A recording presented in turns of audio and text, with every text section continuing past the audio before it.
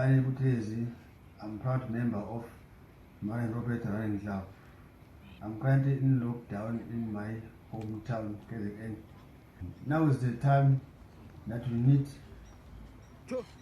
as a runners, we need to stand together and comply with government regulation and stay at home. You need to protect yourself in order to protect others. We are all frustrated that we can't run outside, but you can be creative and stay active. Like me, I focus on my strength, protecting for now. I also run stays to raise my heart rate. Come South Africa, let's stand together and fight with COVID-19 together.